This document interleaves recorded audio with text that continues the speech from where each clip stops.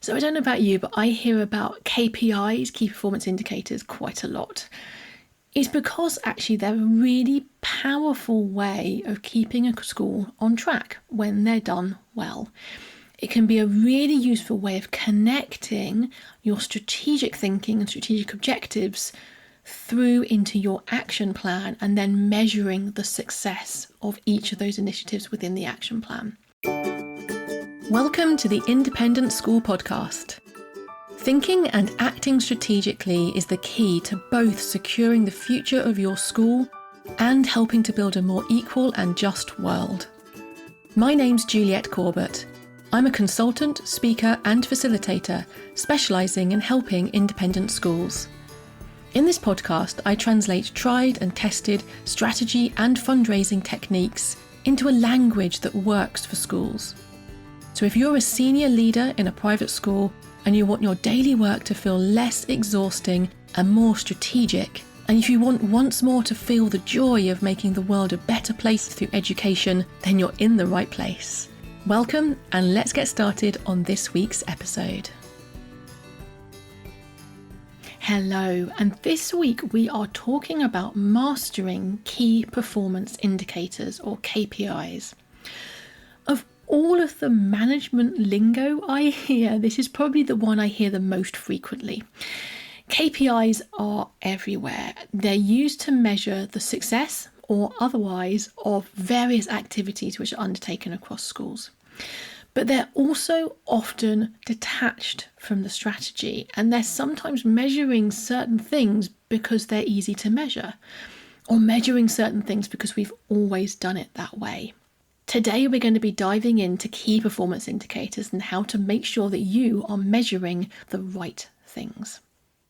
Really quickly, before we dive into the detail, I want to make sure that you make the most of the time you invest listening to this podcast. And the best way to do that is to make sure you grab a copy of my free ebook, The Strategic Independent School Leader. It outlines how to answer the 6 essential questions that will clarify your school strategy and secure its future.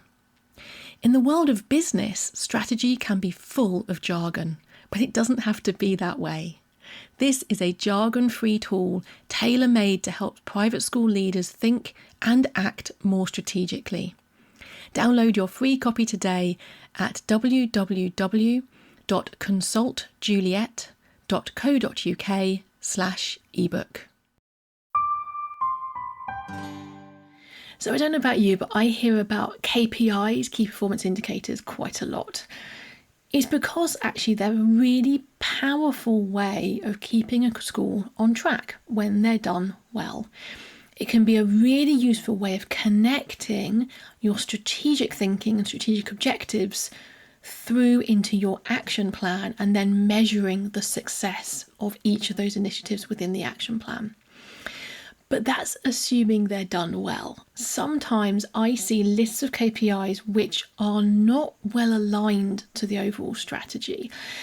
And it's often because people are measuring things because they've always done it that way. So, of course we measure the number of Twitter followers because it's quite easy to measure and we've always done it. That's fine.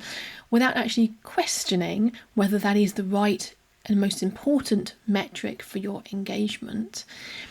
It's also possible that sometimes people measure things because they're easy.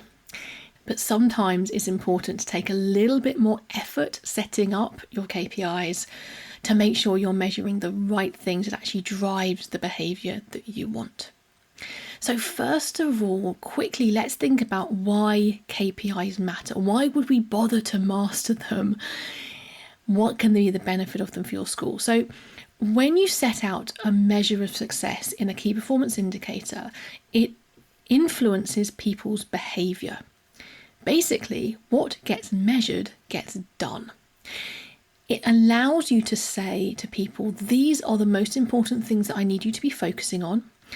And we're going to measure progress on these particular projects because they are strategically important activities.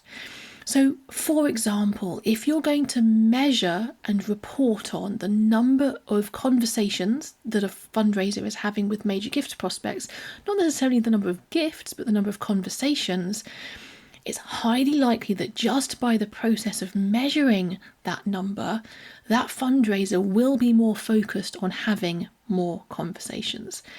So KPIs matter because you can use them to influence where people are placing their focus and their behaviour. The other reason that KPIs matter is because it allows the governors and the senior leadership to see the strategy being implemented without having to go into and know every single detail. Especially for the governors, they don't need to know every single operational decision that's being made, but they do need to know that things are on track. So if there's an area that isn't on track, then they can ask some more questions around that area, try to understand a little bit better about what's going on and what's perhaps holding back that particular project. So KPIs allow your governors and your leadership to see the implementation progress, but they need to indicate that progress effectively. Think about the word key performance indicator.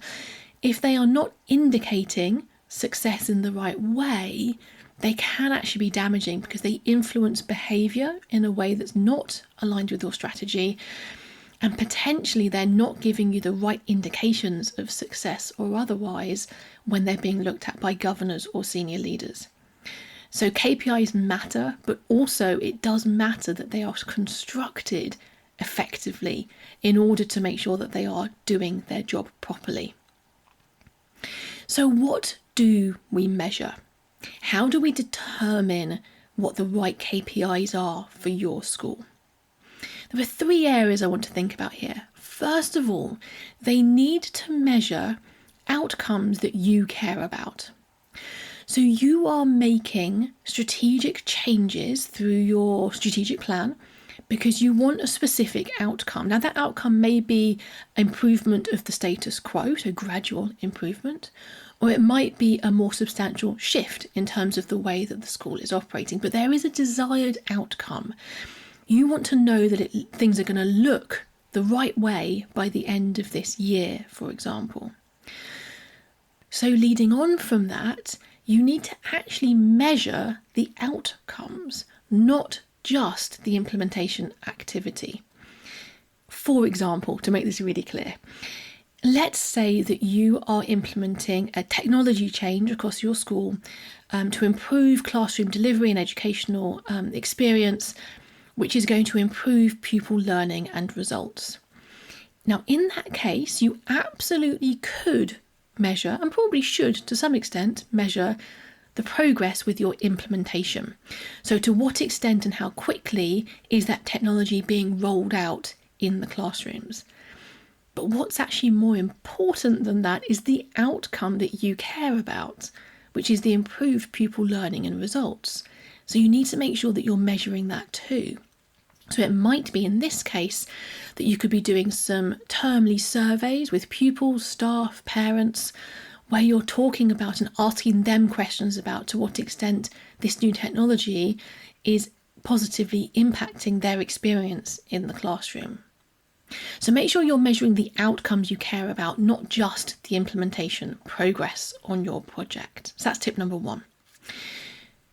Tip number 2, make sure that your KPIs measure outcomes across the stakeholder groups that you work with. You want to make sure that there's a balance between the number of KPIs addressing relationships within each of those stakeholder groups, and that the stakeholder groups that you want to place most importance on have more KPIs than those that you place less importance on. So, for example, some of your KPIs need to be addressing staff engagement, staff morale. Some of them will need to be addressing pupil and parent and alumni engagement, as well as potentially some others measuring your relationships with the local community, other schools, and so on. If you don't think about stakeholders specifically as you develop your KPIs, it is possible to create a whole host of KPIs and then not realise that you have accidentally balanced them all, or most of them, towards one stakeholder group rather than another. So making sure you've got that balance of KPIs across different stakeholder groups is a really important check when you have your list of KPIs that you're considering. The third element to think about when you're thinking about what to measure is to think about the way that you are cascading those KPIs down from the overall strategy at the top, through the departmental strategy, and into individual staff performance reviews. So for example, it might be that in that example before about technology change and rollout across the school, there might be a brief mention of that in your overall strategy, a more detailed mention around the plans, the timeframe, the people responsible, the budget, etc. in your annual action plan or school development plan. You then might have a departmental strategy within the IT team with regards to even more detail about how that's going to be rolled out through an academic year. And then the same KPIs need to cascade down into the individual staff members' performance reviews so that individuals have specific KPIs themselves, but those are all connected back up through to the overall school strategy KPIs. Now, not all of those KPIs need to be reviewed by senior leaders and governors. So you might have some KPIs at departmental level, for example, or at individual staff level, where there's quite a lot of detail that actually governors and senior leaders don't necessarily need to see all of those KPIs. It might be that just the most important few from each department are reviewed on a termly basis by governors and leadership. But then if there's anything there that causes concern or questions or things aren't moving as fast as maybe the governors would wish or the leaders would wish, then it's possible to look a little bit deeper and look at the KPIs that sit under that within the departmental strategy. So those are three things to think about when you're creating your KPIs to make sure that you're measuring the right things. Firstly, measure the outcomes you care about. Don't be dictated by what you've done before, about what's easy. Measure the outcomes that actually you want to see as a result of your strategic plan. Number 2, make sure that you measure outcomes across stakeholder groups and that you've got a balance across those different groups. And then number 3, make sure that you're cascading your KPIs down from the overall strategy, which is being overseen by governors, all the way down into individual performance reviews for individual staff members. So hopefully that's helpful, thinking about KPIs. Generally speaking, you're looking for simplicity as well. So once you've thought about all of these things, it's possible you end up with 150 KPIs. That's clearly too many to be useful. Think about simple focus and focusing on the things that are actually really important this year for your school, and make sure that what gets measured gets done. Fantastic. Hopefully this is helpful. As always, I love hearing your feedback, so do let me know your thoughts on this episode or any other topics that you would like me to cover in future. But bye-bye for this week and have a strategic week ahead of you. Thanks for listening to the Independent School Podcast, the podcast that helps senior leaders in private schools to think and act more strategically, both because they want to secure the future of their school and because they want to help build a more equal and just world. You can listen in everywhere that podcasts are available. And if you want to catch up on previous episodes or follow any of the links that I've mentioned today, just head over to www.consultjuliet.co.uk/podcast.